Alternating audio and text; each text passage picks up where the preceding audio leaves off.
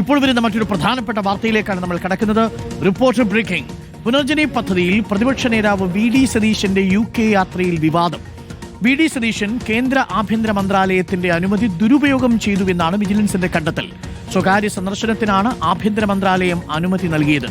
സുഹൃത്തുക്കളെ കാണാനും ചരിത്ര പ്രാധാന്യമുള്ള സ്ഥലങ്ങൾ സന്ദർശിക്കാനുമായിരുന്നു അപേക്ഷ നൽകിയത്.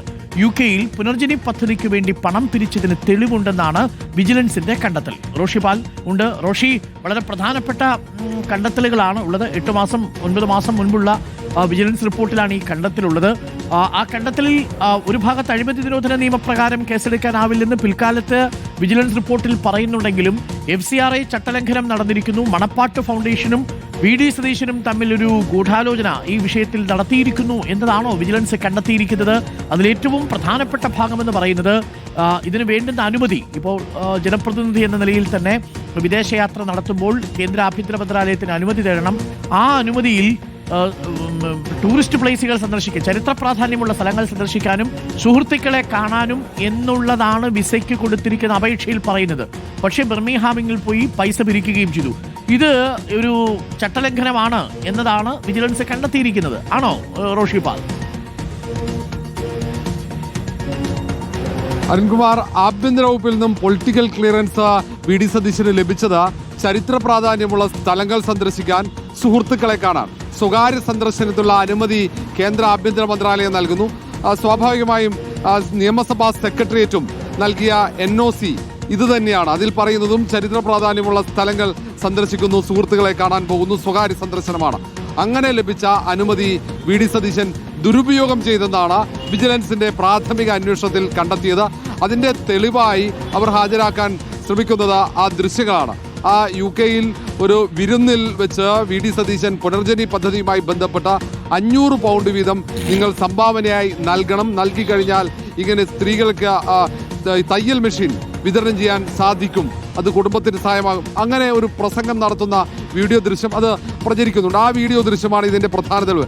അങ്ങനെ പുനർജനി പദ്ധതിക്ക് വേണ്ടി പണം പിരിക്കുകയും ആ പണം എത്തുകയും ചെയ്തിട്ടുണ്ട്. അത് ഈ മണപ്പാട്ട് ഫൗണ്ടേഷന്റെ അക്കൗണ്ടിൽ എത്തിയതായി സ്ഥിരീകരിക്കുകയും ചെയ്തിട്ടുണ്ട്. ഇതാണ് വിജിലൻസ് പറയുന്നത് FCRA ചട്ടം ലംഘിച്ചു. മാത്രവുമല്ല, കേന്ദ്ര ആഭ്യന്തര മന്ത്രാലയത്തെ വി.ഡി. സതീശൻ തെറ്റിദ്ധരിപ്പിച്ചു എന്ന ഏറ്റവും ഗുരുതരമായ ഒരു കണ്ടെത്തൽ കൂടി വിജിലൻസിന്റെ ഭാഗത്ത് ഉണ്ടാകുന്നു എന്നതാണ്. കാരണം പൊളിറ്റിക്കൽ ക്ലിയറൻസിന് വേണ്ടി നൽകിയ അപേക്ഷയിൽ പറഞ്ഞത് തനിക്ക് സ്വകാര്യ സന്ദർശനത്തിന് UK-യിലേക്ക് പോകാൻ അനുമതി വേണമെന്നാണ്. നിയമസഭാ സെക്രട്ടേറിയറ്റിൽ നൽകിയ അപേക്ഷയിലും പറയുന്നത് സ്വകാര്യ സന്ദർശനത്തിന് UK-യിലേക്ക് പോകാൻ അനുമതി വേണം. ഈ അപേക്ഷ വിശ്വസിച്ച് ആഭ്യന്തര മന്ത്രാലയവും നിയമസഭാ സെക്രട്ടേറിയറ്റും അനുമതി നൽകുന്നു. അത് ദുരുപയോഗം ചെയ്യുന്നു വി.ഡി. സതീശൻ എന്നാണ് വിജിലൻസിന്റെ കണ്ടെത്തൽ. അത് ഗുരുതരമായ ക്രമക്കേടാണെന്ന് പറയുന്നു.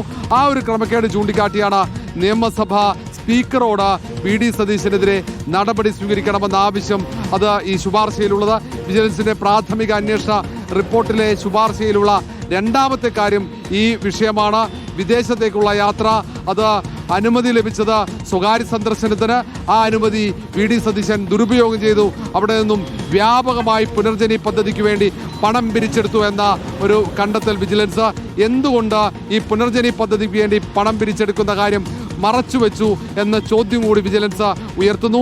ഈ കാര്യങ്ങൾ പരിശോധിച്ച് കണ്ടെത്താൻ വിജിലൻസിന് കഴിയില്ല, അത് CBIക്ക് മാത്രമേ കഴിയുള്ളൂ എന്ന നിലപാടാണ് വിജിലൻസ് സ്വീകരിക്കുന്നത്. മാത്രവുമല്ല, ഇതിൽ FCRA ലംഘനം നേരത്തെ തന്നെ കണ്ടെത്തുന്നു. അത് കൃത്യമായി തെളിയിക്കുന്നത് ഈ വീഡിയോ ദൃശ്യത്തിൽ പുനർജനി പദ്ധതിക്ക് വേണ്ടി പണം ആവശ്യപ്പെടുന്നത് 500 പൗണ്ട് വെച്ച് അയക്കണമെന്ന നിർദ്ദേശം നൽകുന്നത്. പിന്നീട് ഈ നിർദ്ദേശപ്രകാരം മണപ്പാട്ട് ഫൗണ്ടേഷന്റെ പ്രത്യേക അക്കൗണ്ടിലേക്കും FCRA അക്കൗണ്ടിലേക്കും പണം ലഭിക്കുന്നു. UK-യിൽ നിന്ന് മാത്രമല്ല, മറ്റു പല രാജ്യങ്ങളിൽ നിന്നും പണം എത്തിയിട്ടുണ്ട് എന്നാണ് ബാങ്ക് സ്റ്റേറ്റ്മെന്റ് പരിശോധിച്ചപ്പോൾ കണ്ടെത്തിയത്. മാത്രവുമല്ല, ഈ പണവും ഈ മണപ്പാട്ട് ഫൗണ്ടേഷന്റെ കൈവശമുള്ള രേഖകളും തമ്മിൽ താരതമ്യപ്പെടുത്തുമ്പോൾ പൊരുത്തക്കേടുണ്ട്. അവർക്ക് ലഭിച്ച പണവും അവർ സൂക്ഷിച്ച രേഖകളും തമ്മിൽ വ്യത്യാസമുണ്ട്. അവിടെ ക്രമക്കേട് നടന്നിട്ടുണ്ടെന്ന് പറയുന്നു. അതിനൊപ്പം തന്നെ ഈ മണപ്പാട്ട് ഫൗണ്ടേഷനും UK-യിൽ നിന്നും പണം പിരിക്കാൻ സഹായിച്ച NGOയും തമ്മിൽ ഒരു കൃത്യമായ ഒരു ധാരണാപത്രം ഉണ്ടായിരുന്നില്ല എന്ന കണ്ടെത്തൽ. ഇതൊക്കെ ക്രമക്കേടാണെന്ന വാദമാണ് വിജിലൻസ് ഉയർത്തുന്നത്. ഈ സാഹചര്യത്തിലാണ് ഈ വിജിലൻസിന്റെ CBI അന്വേഷണ ശുപാർശയുടെ പ്രസക്തി വർദ്ധിക്കുന്നത്. മുഖ്യമന്ത്രി പിണറായി വിജയനാണ് ഈ ശുപാർശയിൽ തീരുമാനമെടുക്കേണ്ടത്. കഴിഞ്ഞ ഏപ്രിൽ 30-നാണ് വിജിലൻസ് ഡയറക്ടർ ഇത് സംബന്ധിച്ച അന്വേഷണ റിപ്പോർട്ടിനൊപ്പം ഈ ശുപാർശ കൂടി നൽകിയിരിക്കുന്നത്. ഈ ശുപാർശ ലഭിച്ചപ്പോൾ പലതവണ സംസ്ഥാന സർക്കാർ മുഖ്യമന്ത്രി പിണറായി വിജയൻ ഇത് സംബന്ധിച്ച് വ്യക്തത വരുത്താൻ വേണ്ടി വിജിലൻസിന് കത്തയച്ചിരുന്നു. ആ കത്തുകളിൽ പല ചോദ്യങ്ങൾ ഉയർത്തി, ചോദ്യങ്ങൾക്ക് ഉത്തരം ലഭിച്ചു. ഇനി ഈ ഫയലിൽ നടപടിയെടുക്കാവുന്നതാണ്. അത് ഏത് തരത്തിലുള്ള നടപടിയാണ് എടുക്കുക? CBI അന്വേഷണത്തിന് ശുപാർശ അംഗീകരിച്ച അന്വേഷണത്തിന് സർക്കാർ ഉത്തരവിടുമോ, അല്ലെങ്കിൽ ഈ ശുപാർശ തള്ളുമോ എന്നതാണ് ഏറ്റവും പ്രധാനപ്പെട്ട കാര്യം. ഏതായാലും എന്ത് തീരുമാനമെടുത്തായാലും അത് കേരള രാഷ്ട്രീയത്തിൽ വലിയ കോളിളക്കം സൃഷ്ടിക്കുമെന്ന കാര്യത്തിൽ സംശയമില്ല. Arunkumar, thank you. റോഷിപാലാണ് വിവരങ്ങൾ നൽകിയത്. പ്രിയപ്പെട്ട പ്രേക്ഷകൻ ചോദിക്കുന്നു, സുജു മാളൂർ ചോദിക്കുന്നു, അരുൺ സർ, മസാല ബോണ്ടിൽ നിങ്ങൾ പറയുന്ന തരത്തിൽ ഐസക് നടത്തി എന്ന ചട്ടലംഘനം തന്നെയാണോ സതീശൻ നടത്തിയത്, അതോ അത് ലഘു ചട്ടലംഘനമാണോ എന്ന് പറയുന്നു. കിഫ്ബി മസാല ബോണ്ടുമായി ബന്ധപ്പെട്ട് ഒരു ചട്ടലംഘനവും നടത്തിയിട്ടില്ല എന്നുള്ളതാണ് നമ്മളുടെ നിലപാട്. അതുതന്നെയാണ് ഹൈക്കോടതിയും നിരീക്ഷിച്ചിരിക്കുന്നത്.